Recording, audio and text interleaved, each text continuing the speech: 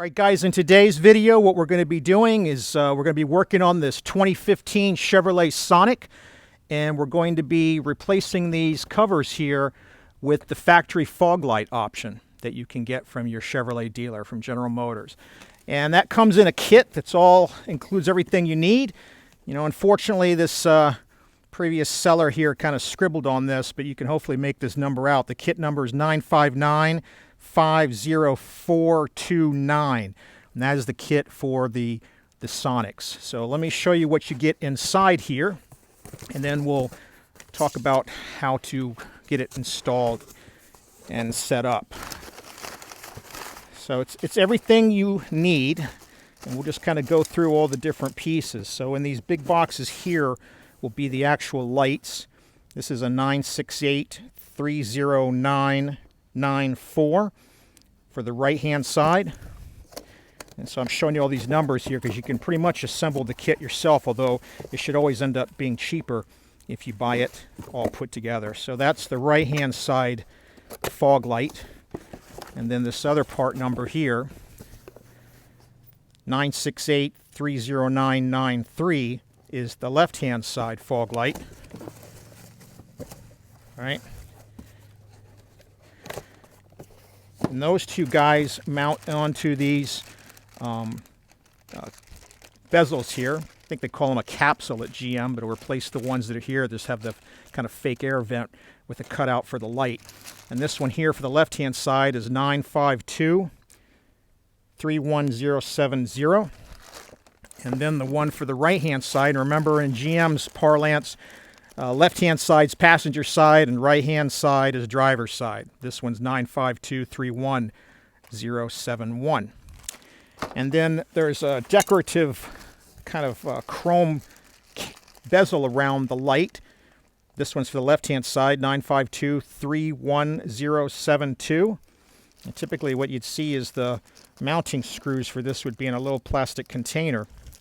For some reason, the right-hand side one, which is 952-31073, for some reason the screws are loose here. Not real happy about that. The package hasn't been opened, but you know, that can get these guys rattling around and maybe scratch this. So we'll have to check out and make sure that's cosmetically okay.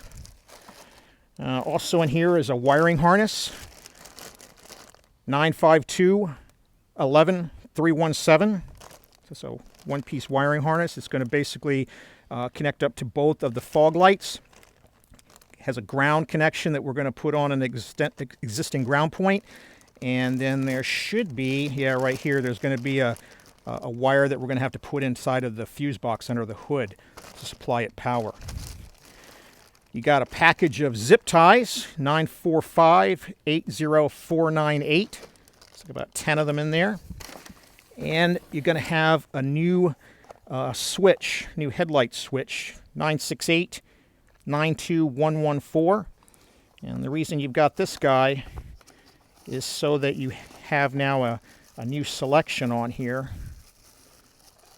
so that you can pick fog lights, right? So you'll notice this is different than the standard one so that it has the setting for the fog lights on it.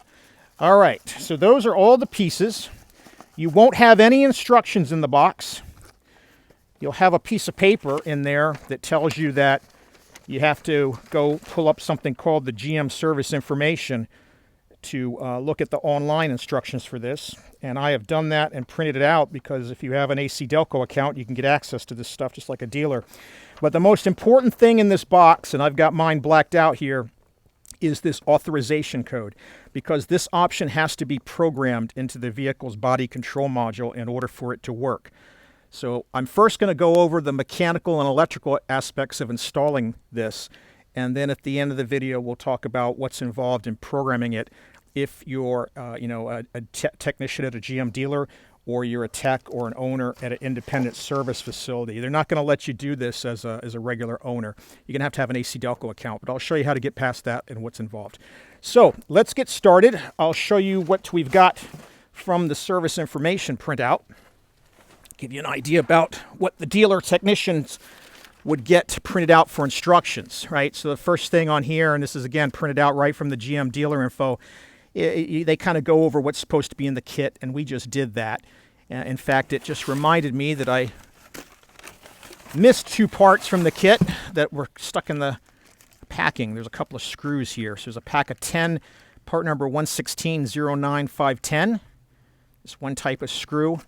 And then there's another kind of screw, 116-09508, and there are 6 of those. And it's made in the USA screws. Hey, best you can get, right? And then these are made in Korea, second best you can get. All right, let's see what we got for instructions. So it says we're going to need a ratchet wrench. We're going to need a Phillips and a slotted screwdriver. We're going to need a T20 Torx bit driver. We're going to need a trim removal tool and some gloves. And the gloves are so that you don't get anything damaged on the trim if you're, at the dealer. All right, so it looks like the first thing that they're going to have us do is replace the switch for the headlight switch. So we're going to go inside. We're going to drop this panel off by removing these Phillips screws. Looks like there are 1, 2, 3, maybe 4 of them. And then they're going to show you a blow up here to tell you to disconnect the wiring harness from the back of that headlight switch. And then they're going to talk to you about the different clips that are holding this on. Pop it out, pop the new one in, reverse the process, and you're done with that step. We'll show that. And then for these next steps that involve removing the fasteners that hold the front fascia on, the front bumper cover, we're going to pull this vehicle up on some ramps because the top ones obviously are easily accessible, but the bottom ones are not, right? So we're going to put up on ramps, which is the easiest way to do that. So what we will do is we will film this, and this. There's a little bit more on the front fascia, which are some Torx screws that are on the inside of each wheel well on the left and the right, and then some additional Torx screws right on the corners of the bumper. So they're showing you a blow up here and a blow up there of that view. We'll go ahead and film that part too. And then after you get all of that off, there's a couple of other screws holding the bumper on in these 2 positions. And at that point, you're almost ready to remove it. As you pull it off, they're reminding you that there's a outside air temperature sensor that you have to disconnect. And then there's one more screw, looks like up in the corner on each side, that has to be removed as well. So we'll go through all of this, and then we'll stop and we'll come back to the instructions. And what I'll do each time is I'll show you a few pages of the instructions, then we'll film doing it, and then we'll come back and we'll go back and forth until we get all the way to the end here when we are at the programming stage. So in the last part here, when we get to the programming stage, then we'll break and show that separately. All right, let's get started with the interior. All right, guys, we're inside the dash area. Here's our switch that we're going to be taking out. It's right next to the steering wheel. You can see this trim cover plate with these screws that we saw in the instruction manual. And there's like 5 of them here. I don't think I'm going to do this, though, because you see you've got the airbag here, and I really don't want to mess around with that. I think we can come in through this panel right here and come up underneath and pop this guy out. If we open up our new one and we take a look inside,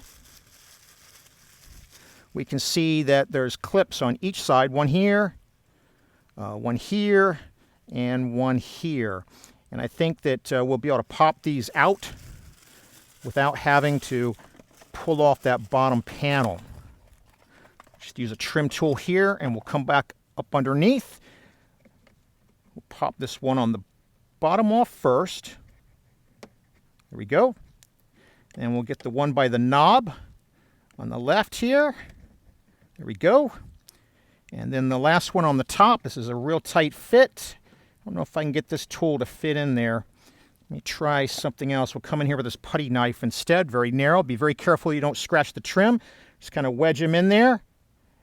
There we go. Pop him right out. All right. There's you see your tabs on each side. Just give them a squeeze and the harness will release. Go ahead and grab the new one.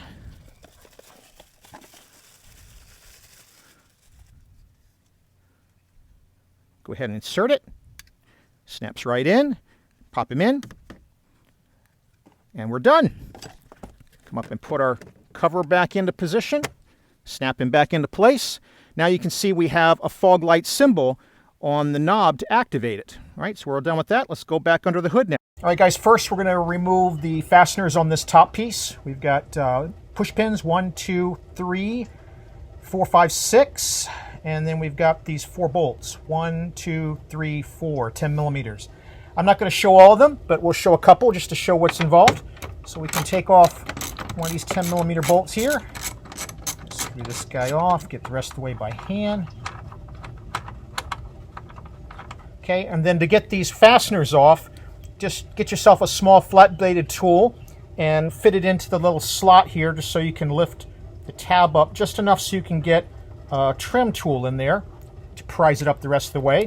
You can fit the trim tool in there, pull the pin up, and then when the pin's up all the way, you can remove the whole assembly.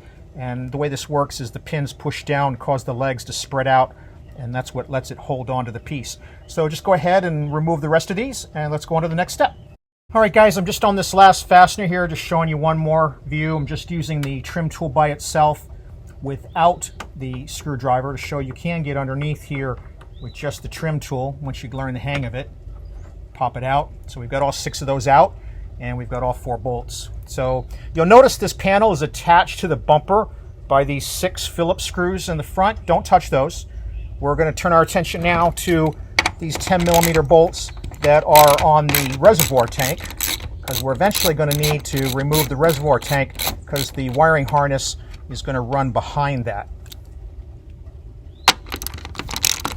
Now this is a 1.4 liter turbo here. We've got the 1.8. Yours might look a little bit different. With this guy out of the way, we can turn our attention underneath now. All right, guys, we're underneath here, and we're looking for the panel that we saw in the instructions, but it's not here. So this particular vehicle, it's missing, as you can see. If I go get the instructions and pull them up here and orient this upside down to reflect the view that we've got, you can see there's this piece over here on the left that's sitting right in our view here on the left. And then we can see there's supposed to be a panel here that looks like it's held in by 3 push pins and 3 bolts. These are probably the 13 millimeter bolts that are called out for on the first page. That, so they probably were here. So unfortunately I can't show you guys that, but you can kind of see where it would have mounted and where it's probably at on your vehicle. We can see one of the bolts probably went in this threaded fastener piece here, this nut that's here, and there's a hole here for here and here. So 3 of the push pins probably in these positions here. And then another bolt nut on this side. I would imagine the 3rd one probably was right here. I can see that there's an indentation where there probably was at some point a fastener attached here at the bottom of the bumper fascia. So that's probably where it went, and can't show it. Let's just move on, right? So the other things that we have to do under here include this Phillips screw right here, and there's one on the right side and the left side that attach this metal bracket. And then we've got, in addition to this guy, we've got 2 T20 Torxes, one here on the outer edge and another one right here. And again, it's the same, these 2 on both sides, left hand and right hand side, and the same for the Phillips screw, left hand and right hand side. So take your panel out if you've got it, take those guys out, and that will complete everything that needs to be disconnected underneath. So now, once we got all that out, we can go back upstairs and above the vehicle and proceed with the next step there.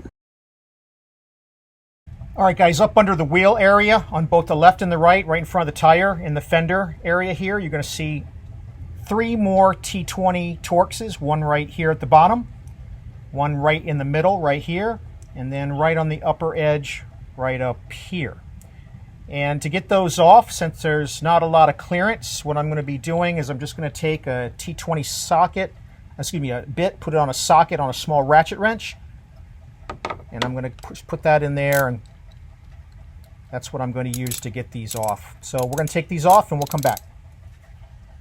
All right, guys, see if we can get our flashlight working out here. Now we've gotten the T20s out of these positions. Now we've got to get, there's one, so here's your fender, there's one at the very top here, and we're going to need to take that one off next.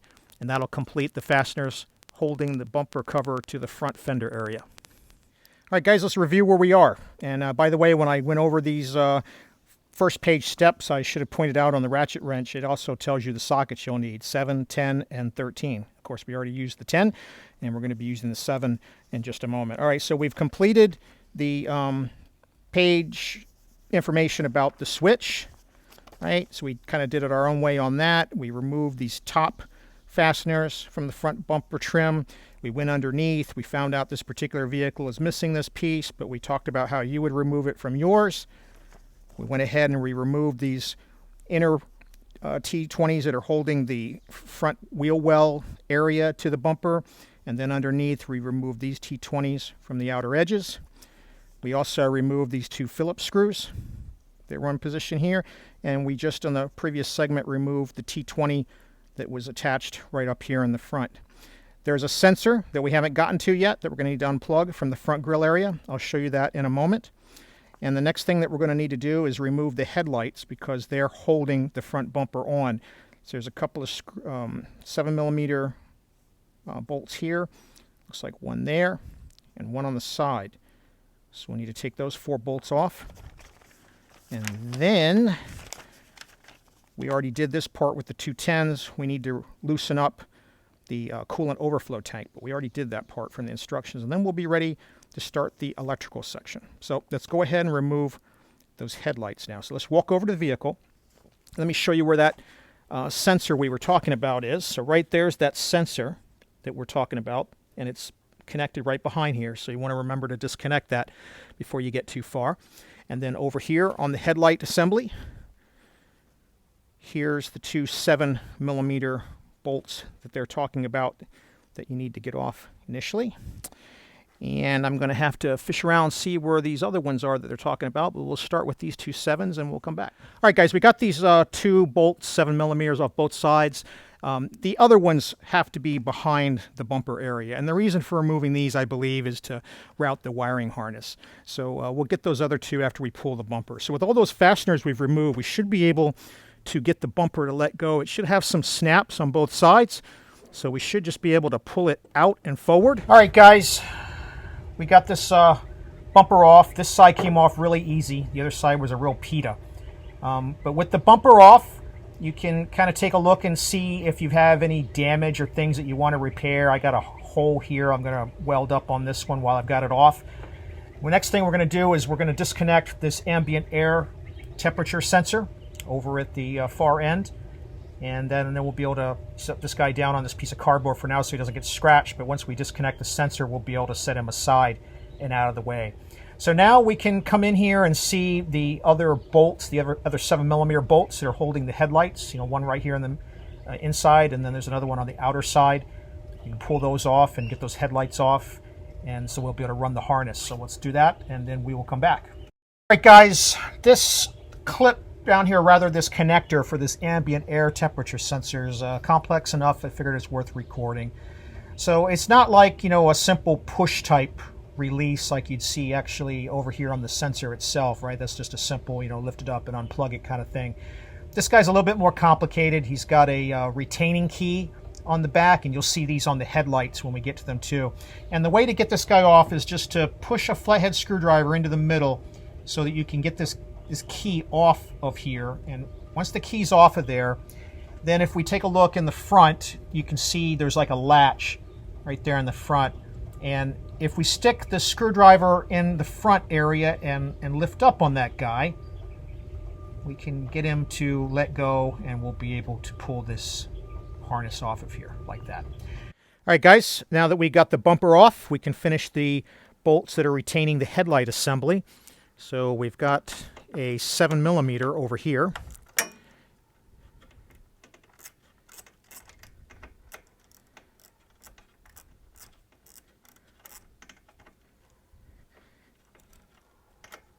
Probably easier to get a nut driver in here. You can't really swing the ratchet with this particular position.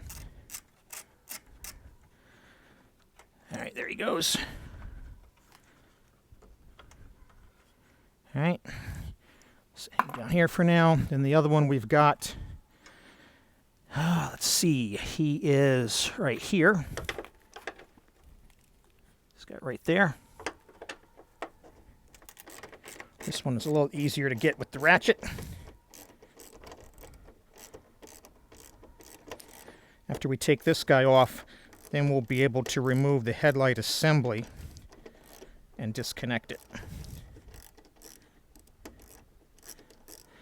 These are some long screws, I tell you. But this is the last of the mechanical part that we've got. After this, we'll be working on the electrical. All right. So with that out, let's find a place to put my tool here. With that out, we can lift up on here and here. These places that we have the 7s up here, they kind of have a lip on them. So you have to lift up on them to get them to let go. And then when they come off, there's a little tab on this side. Just want to be careful you don't scratch anything. The turn signal bulb, you just twist and it comes off. The main power harness, though, is another one of these kind of secure kind of connectors. So we'll get this lock off. Just bear with me for a moment. It's kind of awkward with one hand. Yeah, a little piece of it popped off there. It's all right. And then you can pinch it to get it the rest of the way. And now we've got this guy off. All right, guys, now that we got the headlights removed, now we're going to be able to continue on to the wiring. Because remember, we removed this earlier. And the only reason they had you move this is it's going to be in your way, like the headlights, for running this wiring harness. All right, so now they're talking about taking the cover off the fuse box, removing the nut and 3 bolts that holds the top half on it. They're pointing out that there's some retaining tabs that secure on either side this top half of the fuse box. And when you lift this guy off, they're showing you that this male part plugs into these female parts. One of these females we're going to have to lift up, separate the cover off of it so that we can find all the wires that go into that particular cavity. We're going to remove what's called a comb, which is this piece here that looks like a bunch of teeth of different sizes. That's what retains these wires into this cavity. We're going to remove that, or pull it out partially, so that we can insert our wire for the fog lamp harness. And they're pointing out to you, if you eyeball this, it goes right here. So they're telling you that this is number B1, this is number C1, this is D1, this is B2, and they're telling you that this guy is going to go right below B2. So I actually think, just based on how this goes from D1 to D5 and C1 to C6, so what they're trying to tell you is that this is B2, because you wouldn't have a B in the C row. So I think what they're trying to tell you is that this is B2. Let's get it open, have a look at it, and then see if that's, confirmed. And then after we get that on there and put it back together, then we'll be able to run the harness into these points now that everything's out of the way, like the headlight assemblies and the coolant overflow tank, and be able to droop it down on both sides, and we'll be able to find the points that it pops into pre-made holes in the harness to secure it. And then in the other places, we'll use the zip ties in all the places indicated to secure it. At that point, we'll turn our attention back to removing these covers on the bumper assembly. The bumper cover, will remove these little cover pieces so that we can put the ones on that have accommodation for the lights. So let's get on it. All right, guys, now we're going to turn our attention to this fuse box area. To get this guy off, you're just going to give him a squeeze up in the top, and he lifts right off. A couple of hinges in the back that you just have to clear out of the way. And underneath, you're going to see there's these 3 10mm bolts that are securing the top half to the bottom half. We're going to need to remove those. And then there's also this nut in the back, and then we're also going to pull the battery cable here. You could have done this earlier. If we look on our instruction sheet, there's a little tiny box, right on the first page here off to the left that says, hey, you can unplug the negative. But this is the first step we're really at where it matters, and it's pertinent to do that. So you can just grab a 10mm wrench and put that guy on there, and you can get this battery terminal off. And loose enough to wiggle off. All right, so now we've de-energized the circuitry, and now we can turn our attention over to these fasteners that are holding the fuse box and securing that. Just going to get a 10mm socket here on an electric ratchet. That'll make this go a little bit faster. Position that into place.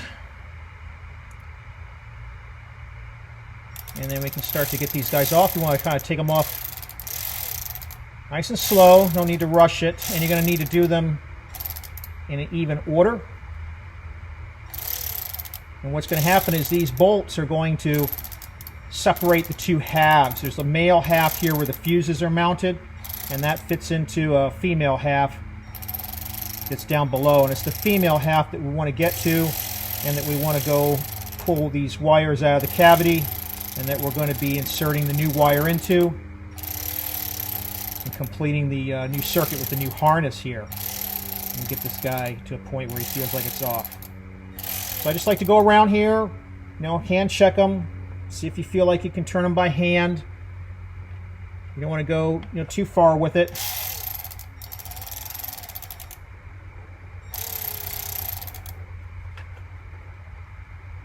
Once we can get this off by hand, there are these clips on the sides that are retaining it.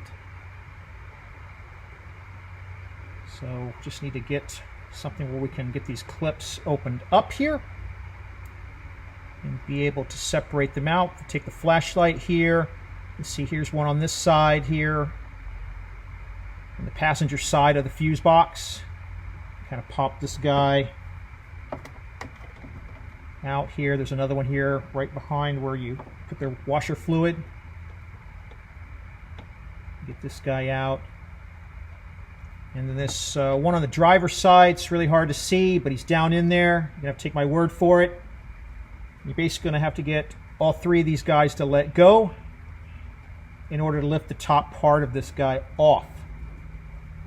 Now, if it doesn't come off easily, if you can't get the thing to lift off even after you pop these, then the problem is most likely that you don't have the screws all the way loosened up to give you the slack you need to clear the clips. All right, but at some point you get these loosened up enough that you will be able to turn them by hand. And once you're able to turn them by hand, you're probably at the point where you can get it off. But if not, you just kind of slowly work them off a little bit more. Either the ratchet, with your electric tool, whatever you're using.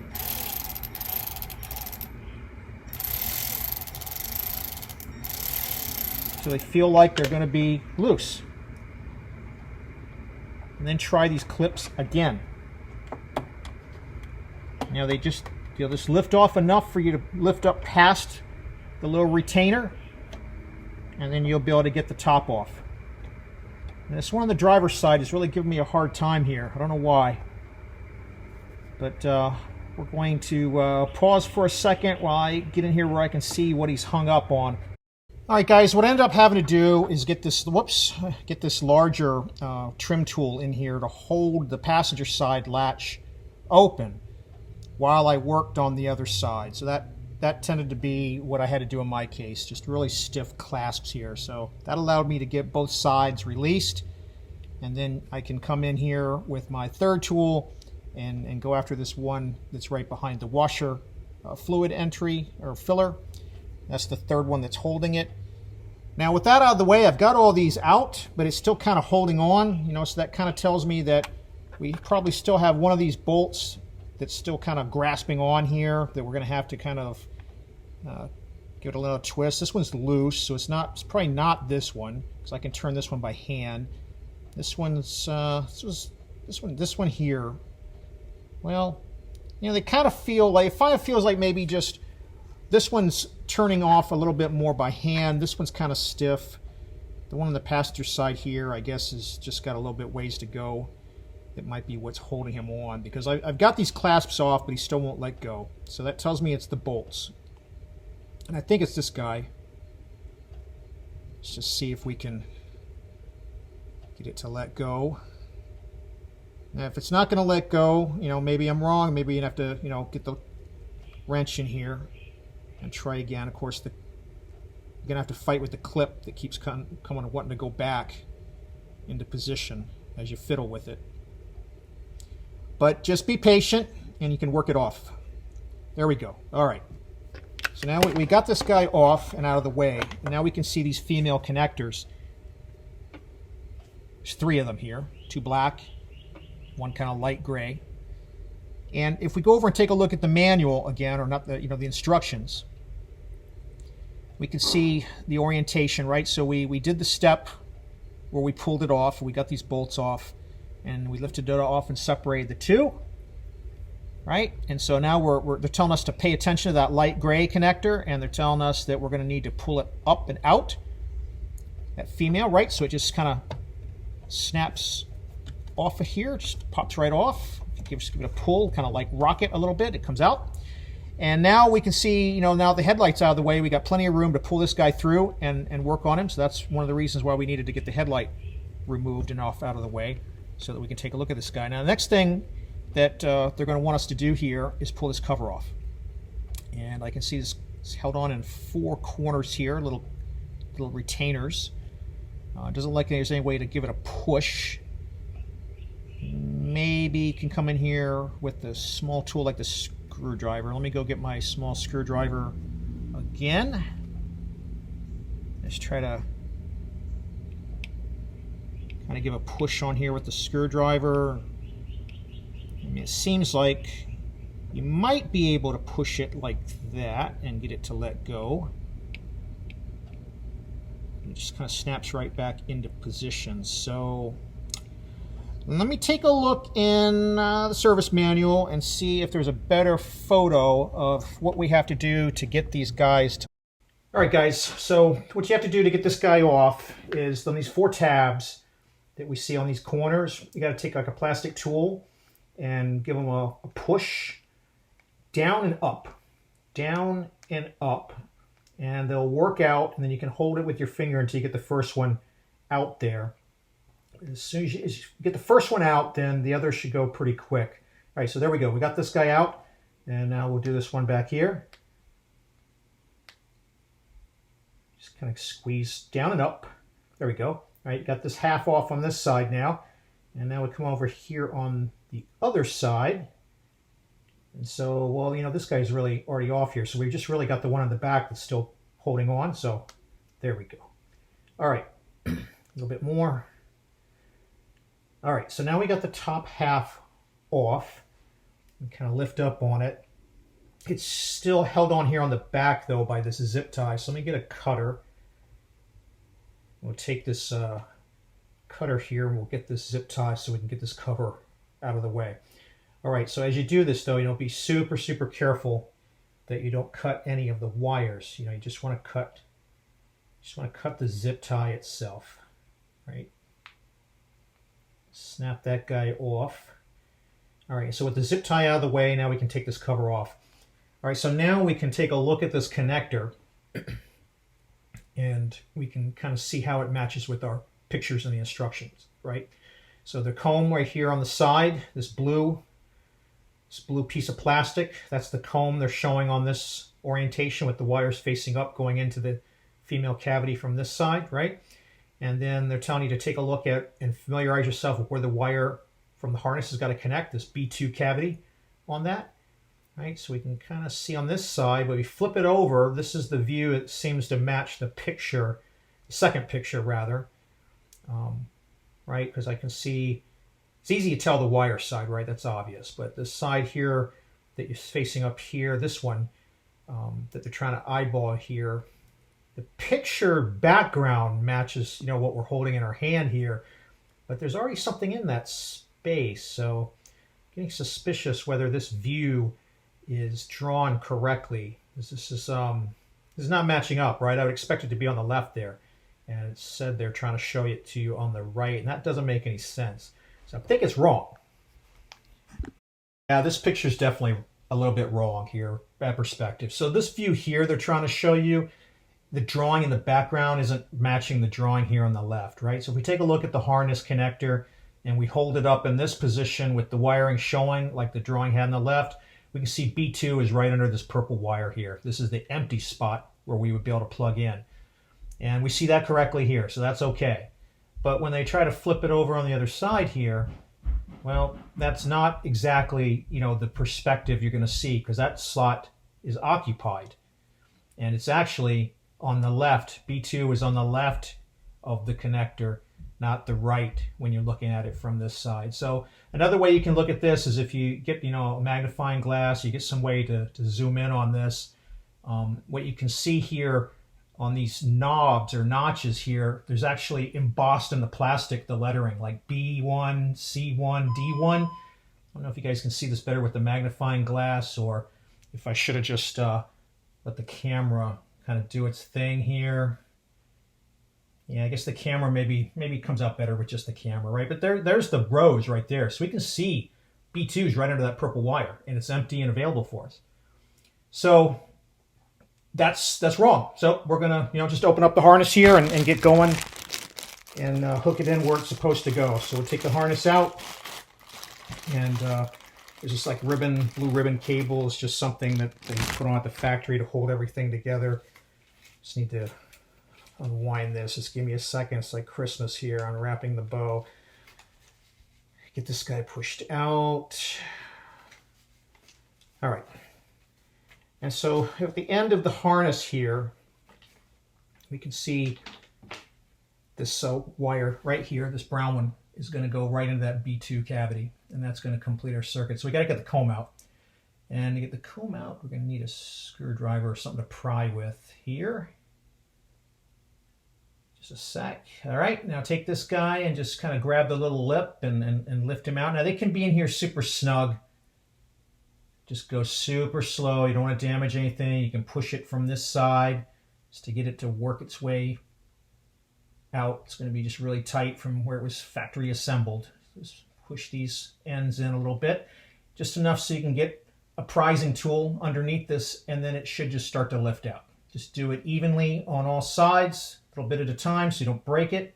There it goes. All right, so she's coming out now. Now this comb is what holds all these wires in. So you want to be kind of careful as you pull it out, not to let everything pop out of where it is.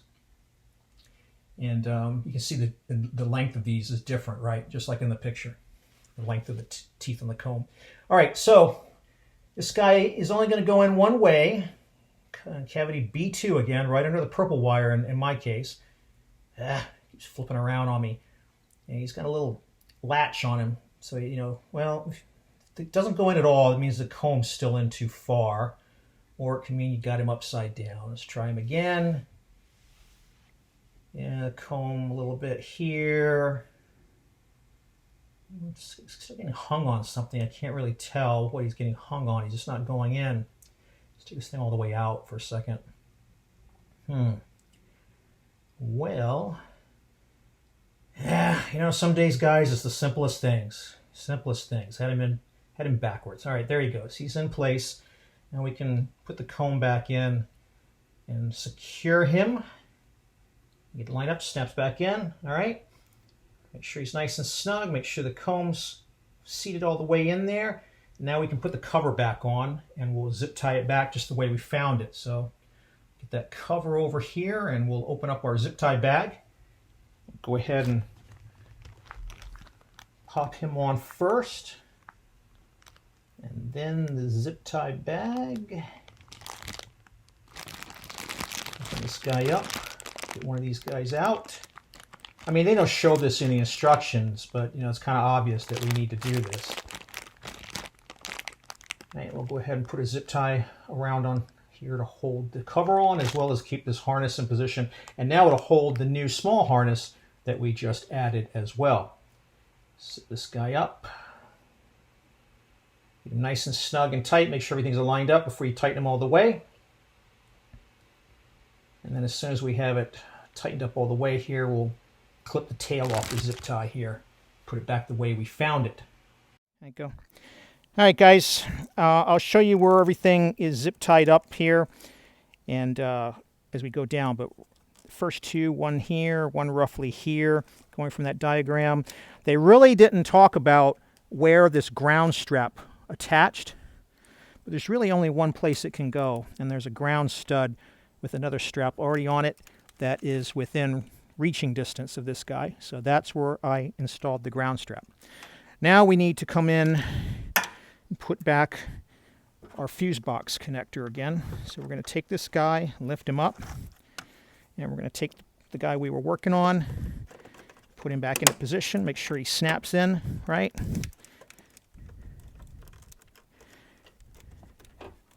Just try to get some of the slack out of here, or excuse me, give it some slack so there's not a lot of tension on that little wire. All right, and now with that in position, we want to find out where our snaps are and push it into position, and then we're going to tighten these screws back down. You got to be sure that you get these tightened all the way down, or you won't have a good connecting matchup with the electrical connectors, and you end up with stuff not working, or it might not even start on you. This is just a centralized place for all the power. So go around evenly so that everything sits without bending or busting. In fact, periodically make sure that you're all snapped in on all three of these guys.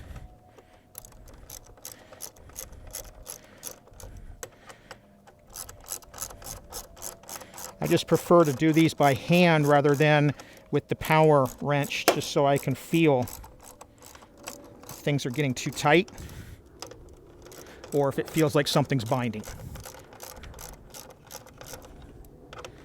But at this point, when we finish what we're doing now, and we see now right now that's nice and snug, so I think we got that one done. We'll snug this guy up next. I just heard him kind of snap into position, and then we got this guy as our last one. Once we get this done and we clip off the pieces of the zip tie there hanging off, we can put our negative terminal back.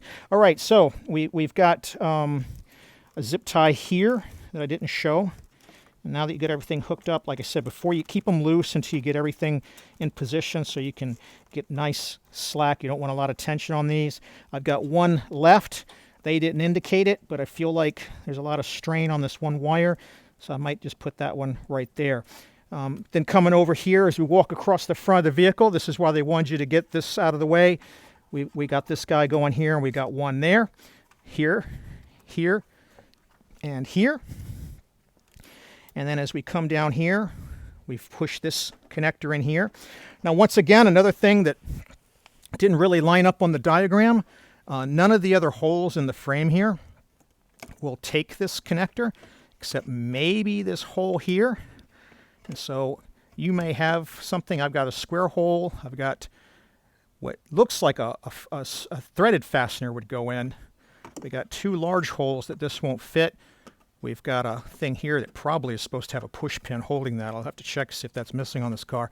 But I think we're just going to try to get it to fit in there. There's really nowhere else to put it. But other than that, we're done, other than clipping off the excess on the zip ties, which is what I'm going to do next. And put the cover back on the fuse box and reconnect the negative terminal. All right, guys, we've got these 7mm bolts back in and the headlights reconnected and in position. The one here, here, and down here are all supposed to be 22 inch-pounds. But, you know, be careful on these plastic fasteners, right? They can break, so 22 inch-pounds is what the sheet says, but if it feels like it's getting too tight, back off. And after you get it pushed back on, don't forget to reattach this piece of trim. It should snap in there right there. And then the same over here on the 4 on this guy. And then the last guy is this 10mm nut that we had in the back. There's no torque value on this nut or the 3 on here, so just get them nice and snug. Same for the overflow tank. These two 10mm can go back in now that the harness is in position. Again, no torque value was given on these in the sheet, so just get it nice and snug.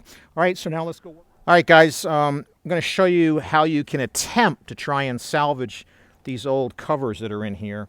I was able to get the one off the other side. It took a long time, but one of these little clips did break off, but I'm surprised it was only the one. But I'll show you why they're so difficult, right? So if you look at this, there's two methods that are used to retain these. First, you got a small ridge that's grabbing the bumper fascia, and then the bumper fascia has these kind of L-shaped hooks that fit into the loop. And so you have to actually get this pushed off of the outer piece of the fascia first, and then you have to work this loop past this little L-shaped hook here. Now, the top priority is to preserve the mounting piece on the fascia so we can put the new cover in. I'm pretty sure after trying to get the other one off that what the dealer guys did is they just cut these off and tossed this piece. because they're upgrading to fog lights. The customer's not going to have any interest in keeping it. But we're going to try and get this off without doing that. And the way I think is going to be best to do that is to come in here with something you can pry up on and put some force on pushing this off.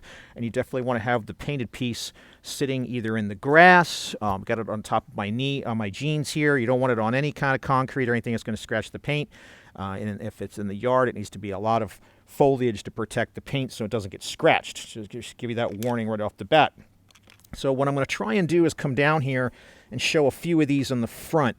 So while I'm maintaining this pressure, I'm going to come in here and try to push this guy off of the front piece and then slip him underneath the little L-shaped hook and then just kind of use this to pry it down. So I feel like this guy's going to let go.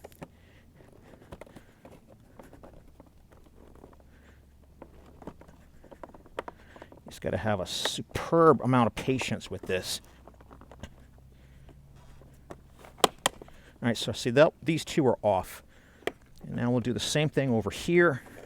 It would take too long to show all of this, but you guys get the idea that if I can show one more of these, maybe I'll do this one because I really can't see without turning this around that side. I'll try to show this side. Get into a position where I can prise on this.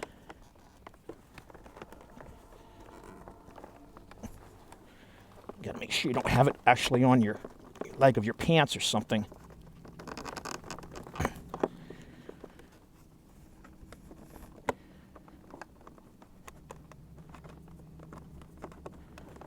See, so we've got it off of this. Now we're trying to get this hook to let go. There we go.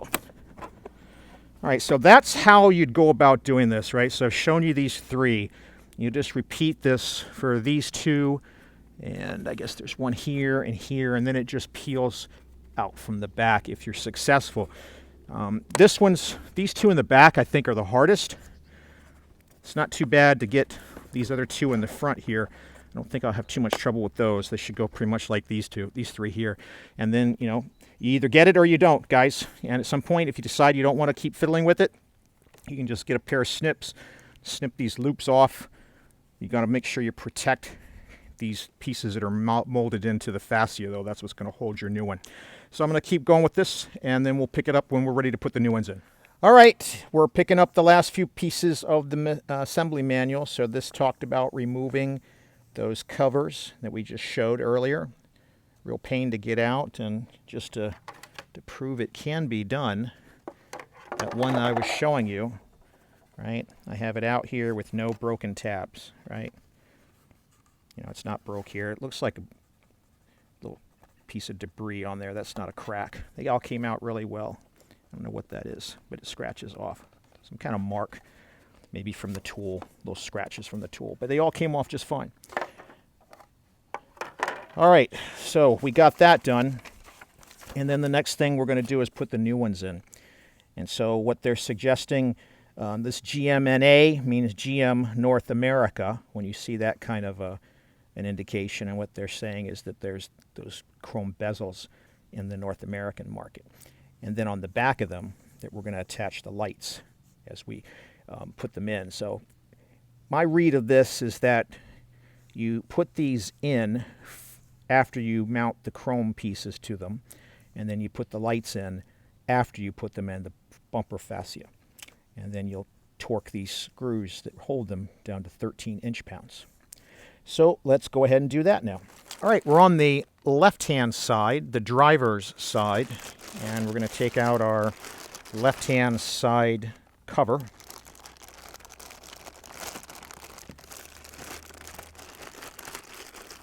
You see it has exactly the same kind of attachment points as the ones we removed are.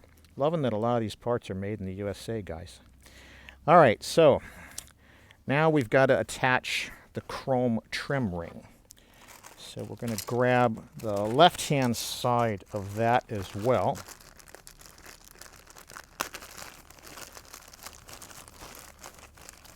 So this is the left-hand side one, the 1072 one.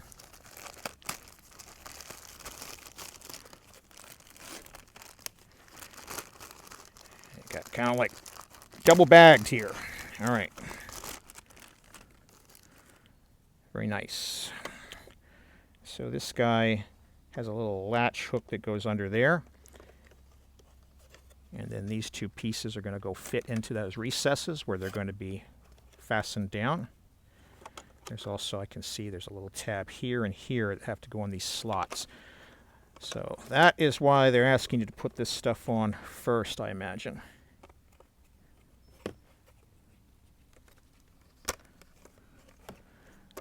It only goes a certain way, apparently.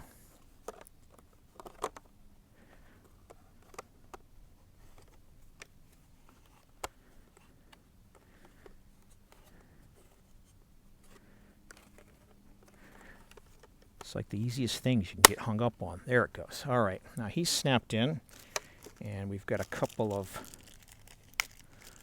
Phillips screws that are included to attach him. I'm just going to show the left-hand side. When you do the right-hand side, you're just going to repeat the same process. Just make sure you push up on this bezel as you tighten the screw down so he doesn't walk on you.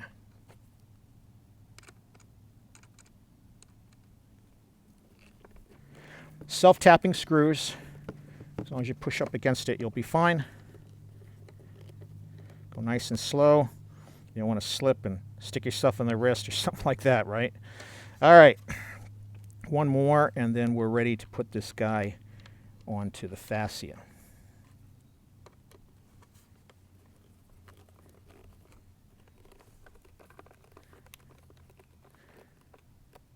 Okay, we're just going to snug these down for now. Got two hooks that go in the back like this. And then we're just going to push these in. Exactly the ones that we removed earlier.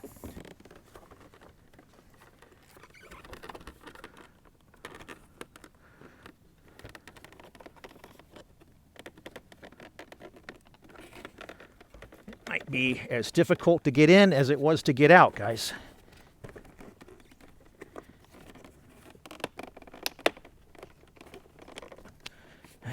One in, got that one in, that one in.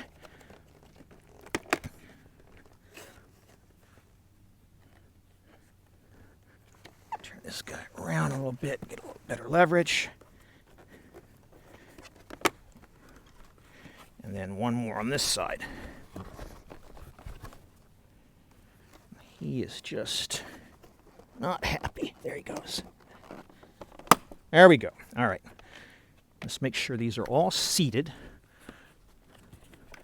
And this part's done. Now you just go repeat the same thing on the passenger side. This guy here doesn't look like he's seated all the way.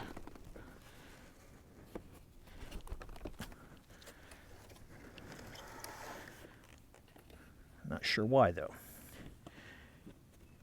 Ah, I can see why. So it looks like there's a little bit of a factory defect here. We don't have quite the clearance we should have to clear this chrome piece. Just have to kind of push it down by hand until you can get this guy to snap in. Now we're in position. Whoops, sorry about that, guys. Bumped the camera. Very nice, very nice. So that's coming out really nice. All right, I'll go do it on the other side, and then we'll show putting the fog light itself in here. So let me go ahead and do that. So I'm going to go grab the box for the left-hand side light, which would be this 0993 part.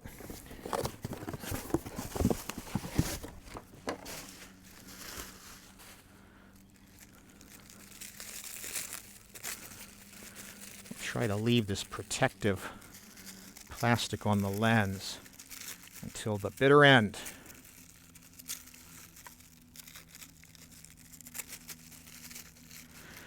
All right, so one of these screws is an adjuster, and then we've got 3 mounting points.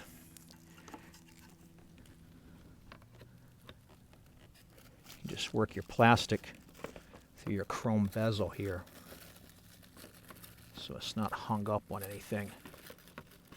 And there's an alignment pin right there that goes on that hole. And then for the back here, it's just going to sit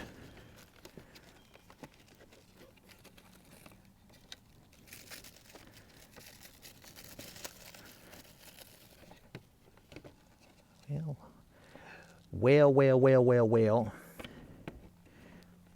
Oh, there's an alignment hole in the pin here as well. It's got to be seated. So get that guy seated there and get this guy seated there. And now he's in position. And now we need to fasten him down. So this does not include the screws.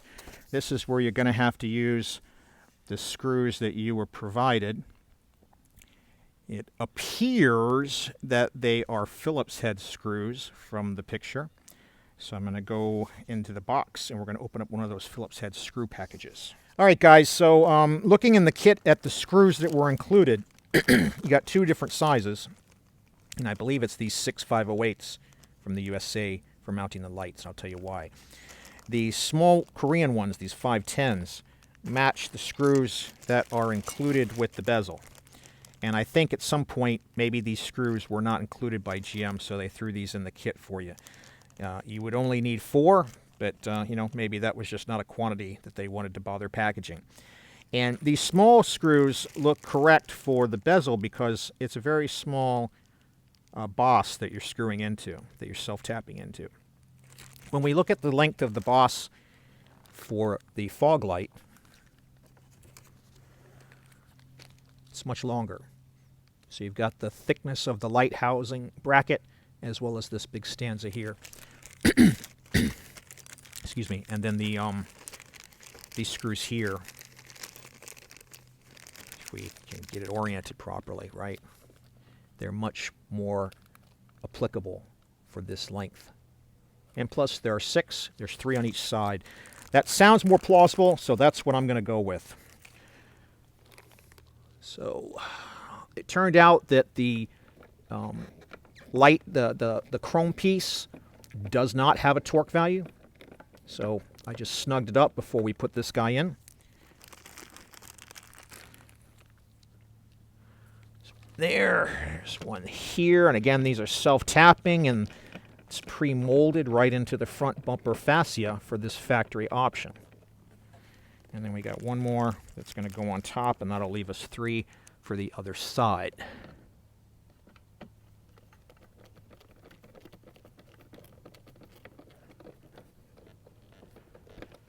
All right, so if we look at the instructions, so we were not given any torque value for the 2 small ones. So that's just hand tight and snug. We were given a 13 inch-pound value on these. So I will go ahead and give them a 13 inch-pound torquing. All right, at this point, you put the headlights back on is what they're talking about. And you're ready to put this front bumper piece back on to the front of the car and reverse all of the disassembly we did earlier. We'll show connecting up these harnesses as we go. But at this point, once we get this back on, we're ready to do the programming. All right, guys, we're here at the last step now. We're going to be hooking up our harnesses. So we've got our harness for our ambient light sensor. Remember to put our lock back on. We can snap that guy back in. And then we're going to snap in our harness sensor. Just get this oriented the right way. It goes like this. Yep, just make sure it steps into place. All right, and then we're going to go over here to the other side, and we're going to do the same thing. Put our harness sensor on. Remember, you can just squeeze the sides to get it to release if you have to take it off. Just give it a squeeze there. Just put this guy on the bottom. Just pop him into place. All right, and now what we're going to do on the side, I'm going to give you a closer look on the side that we didn't do when we took this guy off. I'll show you these retaining notches that are inside here. There's 3 of them that you can see inside that fit into these cutouts on the bumper cover, and that's what holds the 2 pieces together over here. And I'm just going to take some lubricant. This is just some soapy water I have in one of these little spray bottles. This is what the service manual from GM recommends for both putting it on and especially for taking it off. the soapy water will give you some lubrication. So you're going to have a helper help you get this into position and pick it up and line it up properly on both sides. But let me first show you with the flashlight here, just another view of these tabs that we're talking about in here. There's one right there. There's the middle one, 2, and number 3 right there. So you can see they're beveled for sliding this guy on. So it goes on easier than it comes off. But you know, it's definitely something you want to be careful of, because you can very easily break these retainers on the fascia if you're not careful with it. If you don't get it lined up properly, it's just not going to snap in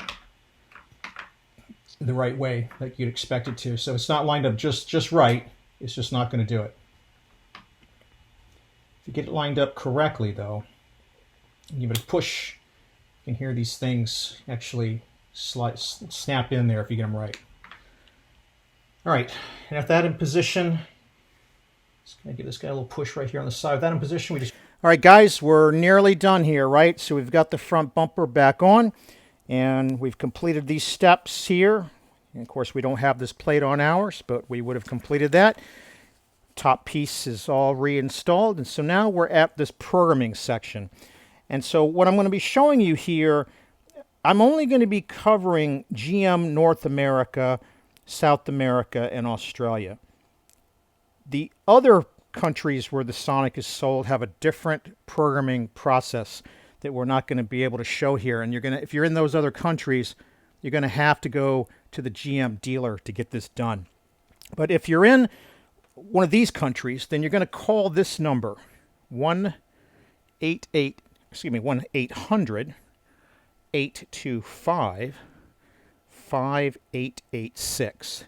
And you're going to come in there. You're going to have to either be, an independent service center, have your own shop, be a registered mechanic, and have to have an AC Delco account to do this. But you have to have that to do SPS anyway. If you're in these other countries, you're going to have to call the TSC, technical support line there, and get it handled that way. So what you want to do is have this authorization code, and you want to call that number. So we're going to go through that now. 1-800-825-5886. Going to put these guys on the speakerphone.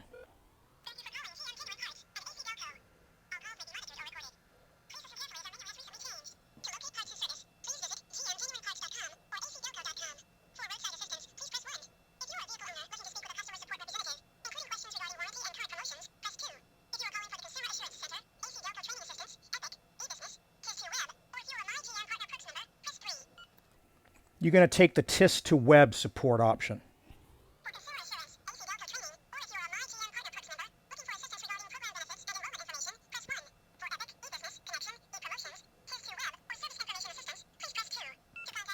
So you're going to stay with TIS to web. For e-business, connection, e-promotions, TIS to web, or service information assistance, please press 1. Again, stay with TIS to web. All right, so we're not going to go through this live because I've already done it, but that is the set of sequences that you're going to call, and you're going to just stay with that TIS to web support option. And then when you get the live operator on the phone and you have your authorization code ready, they're going to ask you for your AC Delco account information. What you're going to do is you're going to give them your login ID for your AC Delco TDS SPS account. They're going to ask you if you're a GM dealer, and you're going to tell them that you are an independent service center if you're having somebody do this programming for you. Of course, if you took it to the dealer, they're going to identify themselves as a dealer, and they'll have to answer some other questions that I'm not going to go over. After you identify who you are and they verify that you're authorized by having an account at Delco to do this, AC Delco to do this, they're going to ask you why you're calling, and you're going to tell them you're calling to give an authorization code for the fog light option, and then you give the year, make, and model of the car, and then you're going to need to give them the VIN. So in addition to this number, you're going to need to have your AC Delco account, and then you're going to need to have the VIN for the vehicle, and then you're going to need to have the authorization code. So you have all these items. You work through that menu option I showed you. It'll take about 30 minutes, guys, so make sure whoever you're paying to do this understands, and you're going to have to pay probably the hourly rate, but you'll be on at least 25 to 30 minutes with AC Delco getting this authorization code added to your account, excuse me, your VIN. So basically GM has this big database for every vehicle they've ever made, and it's all keyed up by VIN numbers that describe how the vehicle was built. And this code, which is going to be a unique code assigned to your unique VIN, basically allows them to say, okay, this car was built with fog lights. And then by doing that, when you program the body control module, it'll enable and add that option. So let's go ahead and do the programming step now. So when you look at the instruction manual, they talk about the programming process that's involved for outside of GM North America. They also, though, talk about aligning the fog lights. So I did want to touch on that because it's the only part they talk about that. 7.6 meters away from like a garage door, some type of white background area. And then you want to be positioning the height at 12 centimeters or 122 millimeters off the ground. You should see the light feedback, the reflection coming from the fog lights when they're activated onto that area. So that's how you would do the alignment. I'm going to skip through the non-GM US examples and then just talk about the US examples, right? So in the US examples, and we'll go through this in a minute, they're just showing the screens that you'll see in SPS, and we'll see all these live here in just a moment. They go through each screen, though, in the instruction manual on what you'd expect to see. And again, you'll see these all, selecting the body control module, normal programming, do not select VCI. As they tell you down here, VCI is for all regions except GM North America, South America, and Australia, and we're only covering the normal process with that number I gave you.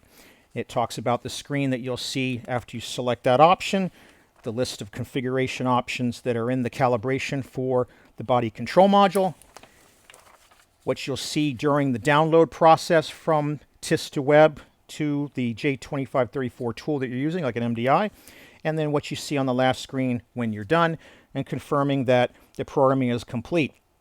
And they give you a little warning here that you might get an error about the brake pedal application position, but you need to just delete all the DTCs at the end of the reprogramming if that happens, and then you can always go in and do a relearn on that brake pedal position sensor with GDS. I did not encounter this, so I had no need to do this, so I think this is just a kind of a warning that they're doing up here of telling you if you happen to hit this, that's how you get around it. So that's it. We're all done. Now let's go take a look at the programming so we can see the results of our work. All right, guys, after the person who's doing the programming gets everything set up over the phone, then they're going to come into this program from AC Delco Technical Delivery Services called Service Programming System. And they're going to run this on the laptop in order to program the body control module to now reflect that the vehicles had the fog light option added to it. So they're going to go into this with a J2534 tool like this MDI that I have here. It doesn't have to be an MDI, but it's got to be something that's a J2534. And turn the ignition on, and then you're going to go fire this up. It's a Java-based application running on Internet Explorer 11, actually in administrator mode, so that you can get all of these Java applets that GM has to run, and they only support IE11. I'm using Windows 10 64-bit.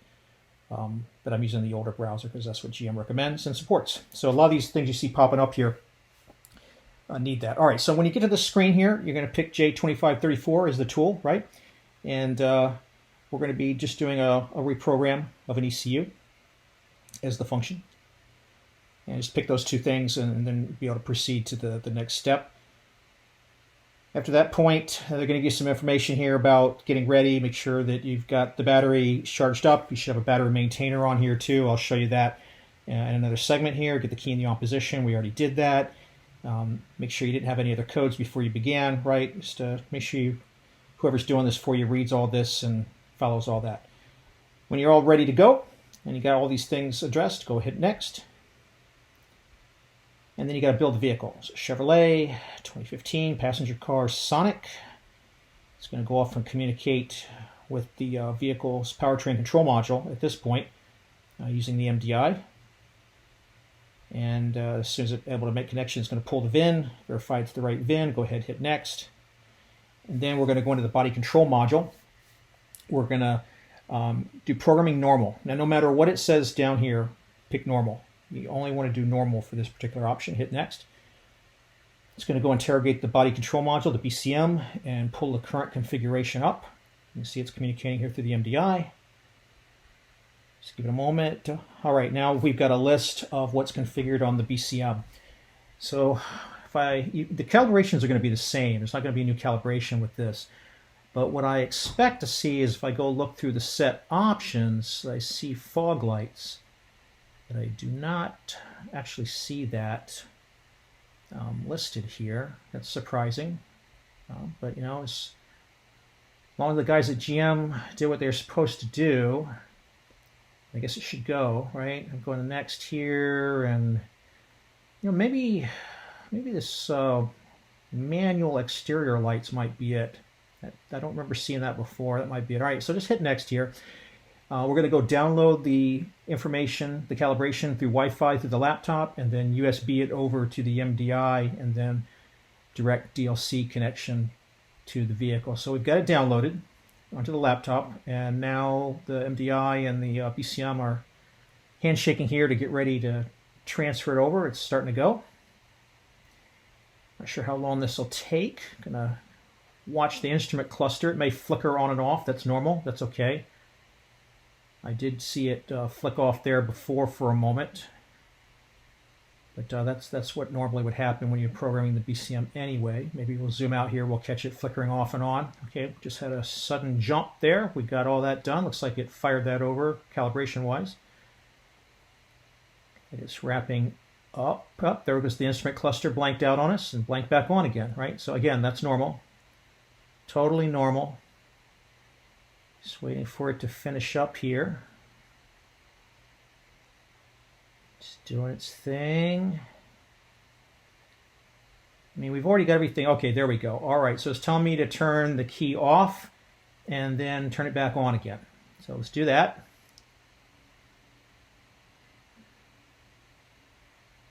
I like to wait a little bit longer just to be sure. All right, back on. Let's go ahead and say okay. Okay, it passed the diagnostics that it ran on this procedure, so that's good. Pass. That's okay. Let's go to the next screen. All right, so we're finished, right? So I wish this was a warranty claim code, right? But it's not. All right, so no special instructions for this other than clearing the DTCs. If there were any, they created by the programming, they're just suggesting you clear those out because they're sporadic, or spurious rather.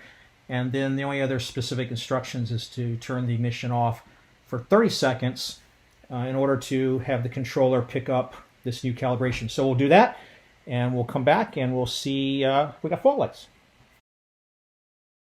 Guys, this is the battery maintainer I was mentioning earlier that's used to hook up to the battery and protect against voltage drop during these programming operations. I'll put a link up in the upper right if you're interested in some more information on either this version or the one that's from GM Direct. All right, guys, let's take a look at the operation of the fog lights here. So got the dash on here. We're going to take a look at what happens when we push the button, right? So with the illumination up, we see everything lights up good. That's correct. Now, if we push that button, and we keep our eye up here on the instrument cluster, and we push it, we see there's a green indicator that tells us that we have fog lights operational. So let's go take a look at what it looks like on the outside now. That's how they look. They look really great. So our fog lights are working. Our programming was good. Our installation, electrical and mechanical, was all good. And I hope this video helps you in adding this option to your Chevrolet Sonic. Go ahead and leave a comment below if you got any questions. Otherwise, hit that like button if you found this content useful, and think about subscribing. Thanks for watching this video.